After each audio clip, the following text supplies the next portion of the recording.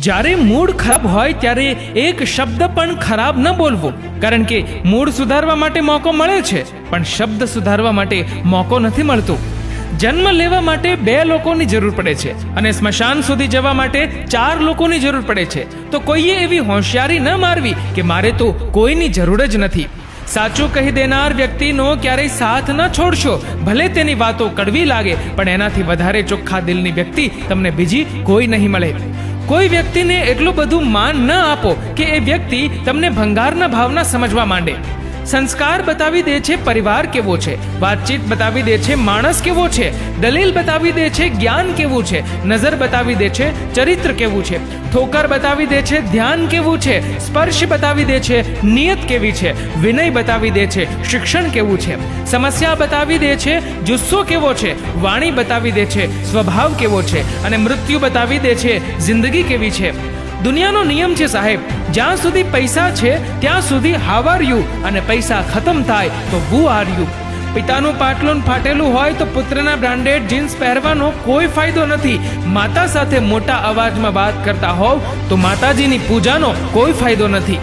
લોકો પૂછતા હોય છે કે પ્રેમ કરાય, તો સાંભળો, જિંદગીમાં છેલ્લે સુધી સાથ આપવાની તેવડ હોય ને તો જ કરાય. બુદ્ધ ભગવાને સાચું કહ્યું છે, મરવાનું બધાને છે પરંતુ મરવા કોઈ માંગતું નથી. ભોજન બધાને જોઈએ છે પણ ખેતી કરવા કોઈ તૈયાર નથી. પાણી બધાને જોઈએ છે પણ પાણી કોઈ બચાવવા તૈયાર નથી. દૂધ બધાને જોઈએ છે પણ પશુનું પાલન કરવા કોઈ તૈયાર નથી. છાંયડો બધાને જોઈએ છે પણ વૃક્ષ લગાવવા કોઈ તૈયાર નથી. વહુ ઘરમાં બધાને જોઈએ છે પણ બેટીને બચાવવા કોઈ તૈયાર નથી. આ વિડીયો જોઈને વાહ વાહ બધા કરશે, પણ સમાજમાં જાગૃતતા ફેલાવવા કોઈ તૈયાર નથી. એટલા માટે એ ધ્યાન રાખો કે સમય અને સ્થિતિ ક્યારેય પણ બદલી શકે છે. માટે ક્યારેય કોઈનું અપમાન ન કરવું, ક્યારેય કોઈને નીચા ન સમજવા. તમે શક્તિશાળી છો, પણ સમય તમારાથી પણ વધારે શક્તિશાળી છે. કંઠ આપ્યો કોયલને તો રૂપ લઈ લીધું, રૂપ આપ્યું મોરને તો ઈચ્છા લઈ લીધી, આપી ઈચ્છા ઇન્સાનને તો સંતોષ લઈ લીધો, આપ્યો સંતોષ સંતને તો સંસાર લઈ લીધો. ન કરશો ક્યારેય અભિમાન, ભગવાને મારી તમારી જેવા કેટલાને માટીથી બનાવ્યા છે અને માટીમાં મેળવી નાખ્યા છે. ભગવાને તમારા એકાઉન્ટમાં પ્રેમ, આનંદ અને શાંતિ જમા કર્યા જ છે.